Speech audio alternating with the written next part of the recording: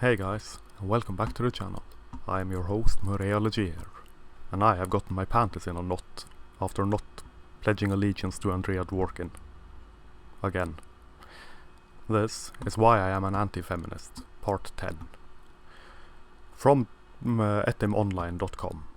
Rape, verb, late 14th century, seize, prey, abduct, take by force. From rape and from Anglo-French rapper, Old French rapier, to seize, abduct, a legal term, probably from past participle of Latin rapere, seize, carry off by force, abduct. Latin rapere was used for sexually violate, but only very rarely, the usual Latin word being stuprare, to defile, ravish, violate, related to stuprum, literally disgrace, meaning to abduct a woman, ravish, also seduce a man. It's from early 15th century, in English. Related, raped, raping. Uncertain connection to Low German and Dutch rapen in the same sense. Rape, noun 1. Early 14th century, booty, prey. Mid 14th century, forceful seizure, plundering, robbery, extortion. From Anglo-French rape and directly from Latin rapere, seize, see rape verb 1, meaning act of abducting a woman or sexually violating her, or both. It's from early 15th century, but perhaps late 13th century, in Anglo-Latin. Rape, noun 2, kind of cruciferous plant, but that's not important right now.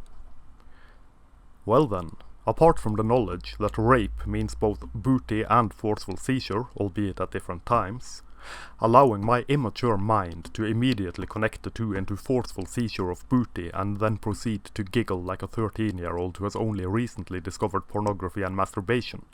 Why would I bore you with this?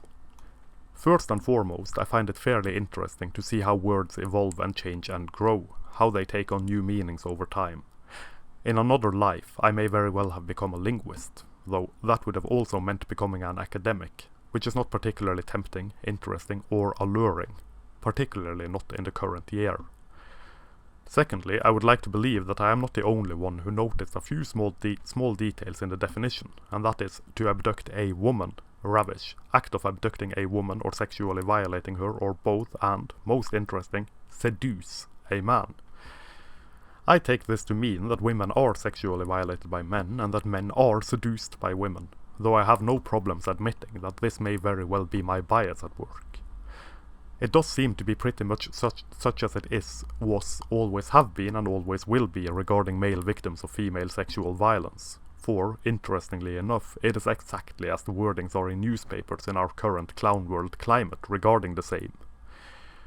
Particularly so in this sacred current year of our Lord and Saviour Idpol, in which we have been gifted a veritable cornucopia, a seemingly endless stream of female teachers raping their underaged pupils or students, only for the act to always and ever be referred to as her seducing him, or them engaging in a romantic affair or a light-hearted sexual romp. One of my favourite cases must have been the one female teacher who claimed that she was the one seduced by the kid, on multiple occasions. She was the victim, you have to understand, of her statutory rape of her student as well as her misuse of power. Yet, if we've got to complain about something, nag, forces of frail and fragile feminism has taught us anything, it is this. Anyone in a position of power may never have sexual relations with anyone who is beneath them in the chain of command. That is rape, no matter what, according to feminism. This only ever applies when it is a man doing it, as one would expect. If it is a woman, even a teacher and her student, it is not rape. It is seduction, it is a romp, it is a romantic affair. It is this or that or the other. The lengths people will go to in order to not use the word rape when it is a woman raping a man or a boy are extraordinary, and admittedly impressive in its perverse way. Part of this refusal to use the word rape, I believe, is due to the laws in the countries concerned, in which rape only happens if there is forced penetration of any part of the body, not when someone is forced to penetrate. Being forced to penetrate is another thing altogether, which may go a long way in explaining why there are so few men popping up as victims in the rape statistics. Forced to penetrate is simply not counted as rape, and is as such not included. They look to cases of rape for their statistics, brilliantly ignoring cases where the man is made to penetrate. For it is not counted as rape. Sneaky, weaselly, and very, very feminist. That is one way to make it appear as if men are seldom, if ever, raped, I suppose. And if they are, it is a man doing it and not a woman. Excepting if the woman penetrates the man with something. Supposedly. Skewed Statistics and the Kiddie Diddlers. Excellent band name. I charge 15% royalties should you choose to use it. It is very easy for feminism to just change the definitions around, make the laws and the terminology gender specific instead of gender neutral, in this era where everything must be gender neutral, except this one thing and that one thing and this other thing, according to the whims of feminism. Then sit back and watch the sweet victim credentials roll in, alongside government funds to combat the horrible all-male rape squads that prowl the streets at night with unhindered glee and this terrible rape culture of ours. I am looking directly at you, Mary P. Koss. The rape squads march with vicious grins alongside the terrible Nazi pug stormtroopers, seeking to forcefully seize all the booty they can carry, ravage and or defile in their Jew-gassing white supremacist misogynist paws, brave pawns of the patriarchy that they undoubtedly are. For we are truly living in a neo-Nazi pug-infested morbid rape culture, in which rape of a woman is never ever frowned upon, taken seriously, believed or punished, despite raping a woman being considered, both in law and by the culture at large, one of the most heinous crimes one could possibly commit, at times being considered worse than murder. A woman raping a man, however, is not frowned upon in such a way and such a manner, oddly enough. That is impossible, according to the culture at large. It is almost as though one would be inclined to dub it a rape culture based on feminist definitions, where the victim of rape is never believed and the perpetrator never punished. Almost as though one would be inclined to believe that we live in a culture in which it has been decided that women are wonderful, and as such are incapable of doing anything terrible, horrible, wicked, evil, cruel, tricksy or false. To such an extent that, when they are found guilty without a doubt, there has got to be some other force to lay the blame upon. Usually some terrible abuse, usually suffered at the hands of a male. Now, I will absolutely and freely admit that I do think it is incredibly important to understand what drives people to do terrible things, whether those that do so are male or female. Understanding the underlying causes of this, that or the other makes it easier to transcend the underlying causes and so heal, on an individual level, from the trauma or abuse that otherwise may drive people to despair and destruction. This is obviously not to say that I believe people, no matter their sex, should not have to suffer the consequences of their actions, nor that I condone or support their actions in any way, shape or form. It is to say that understanding the reasons may help forge a path to walk that does not end in disaster, be that disaster something that affects the whole of society or only the one individual. There is a difference, however, in understanding the causes for something and making excuses for something. It is possible to be empathetic to the trauma and struggles of someone, whilst simultaneously condemning their actions and demand that they face their punishment, whether male or female. Though I suspect, in this era of the black and white thinking, in the age of identity politics, these are heretical words, when aimed at a male, considering that masculinity itself has become a force of crusty, black and decaying evil all alone on its lonesome.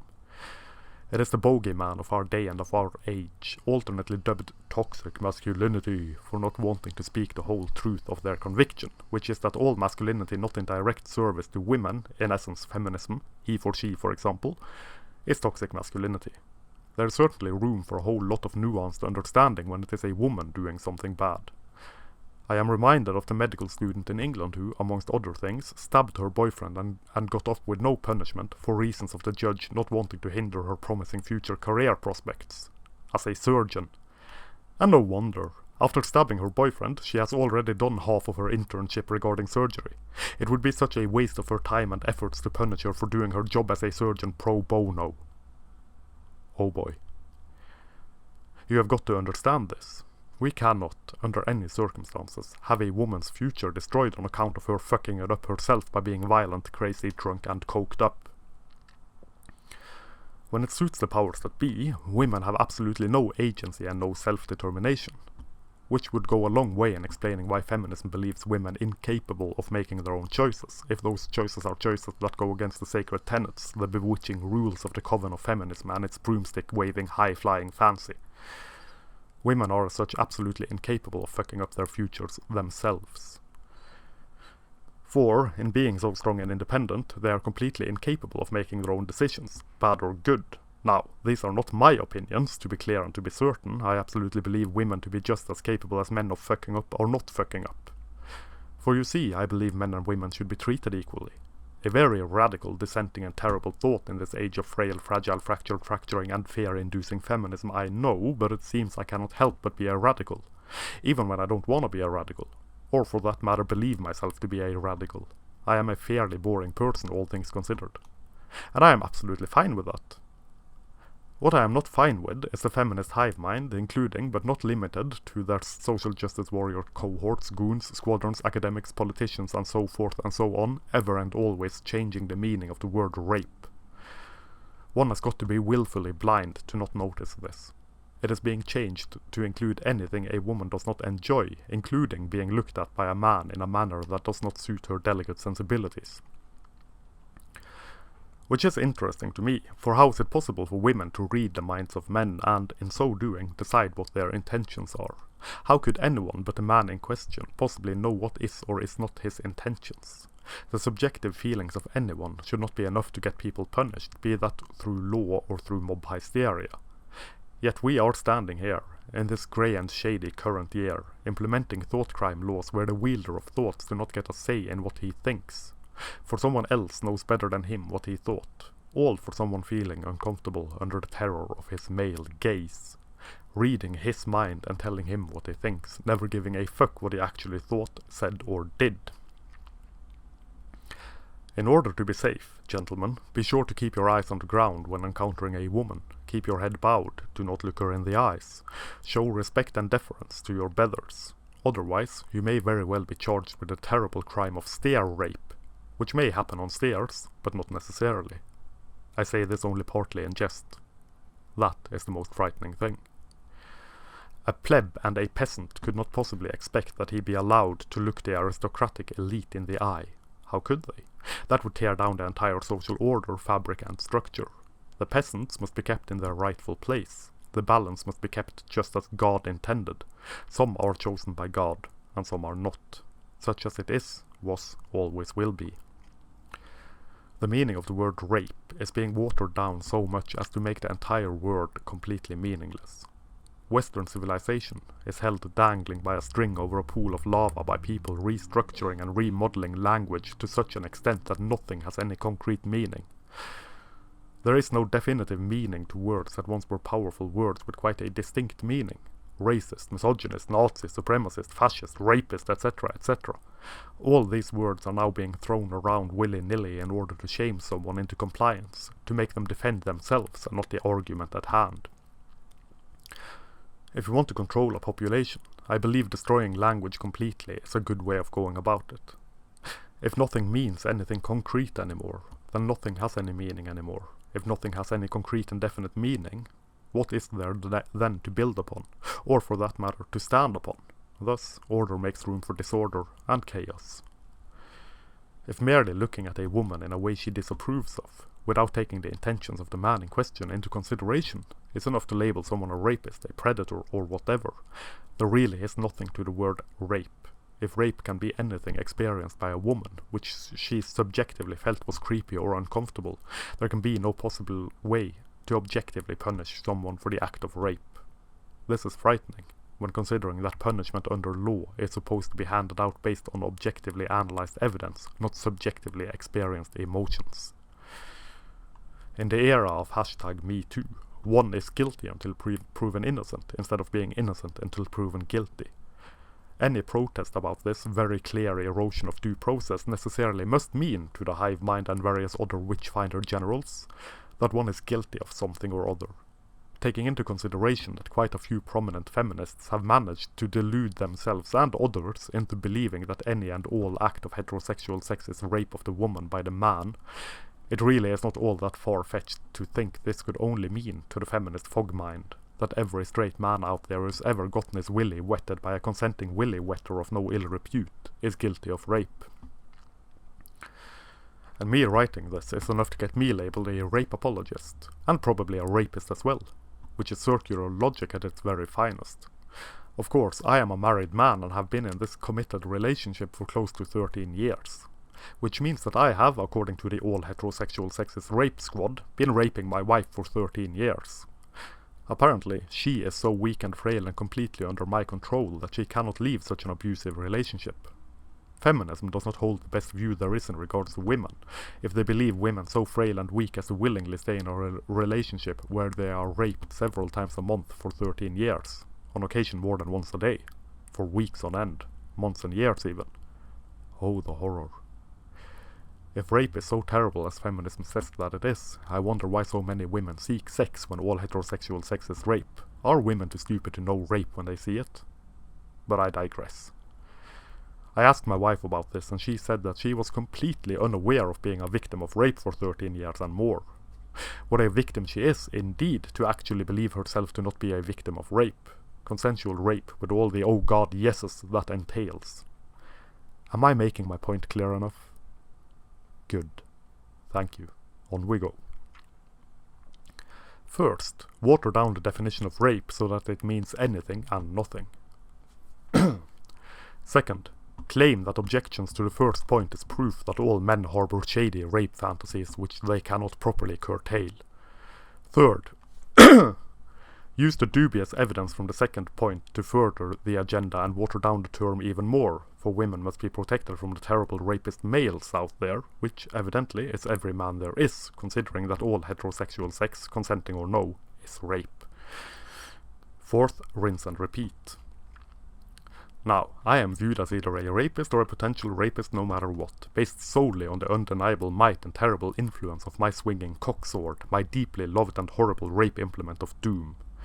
Writing about the plight of boys and men as I do only furthers this abject fuckery, as the image presented by the eternally oppressed feminist hive mind of us terrible MRAs is one of wishes for eternal rape, subjugation, slavery and so on such of all women everywhere by all men everywhere.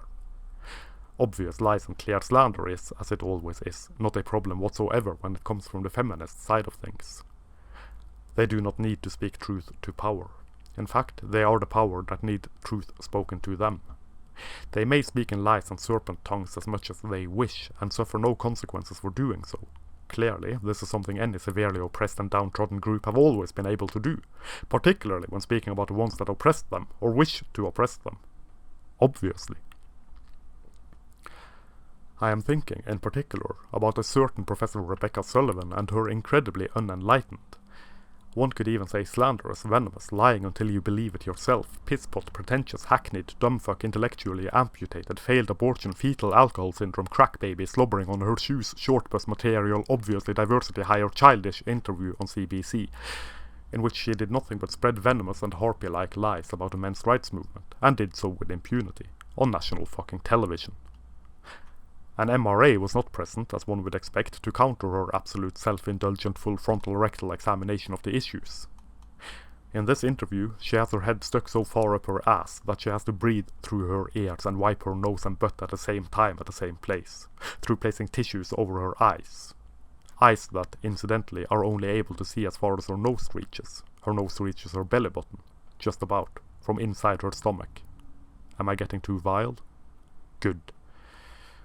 In this world, where men are ever so privileged and women are ever so oppressed, I struggle to understand why the ever so privileged class are not allowed to defend themselves against attack from the ever so oppressed class on state-funded national television, where one should believe that the privileged class, that is, the ruling class, would have absolute say over the sway of things going on in the state-funded television, given that the patriarchy that governs all and oppress all in equal measures, yet oppress women the most, fund the bloody thing.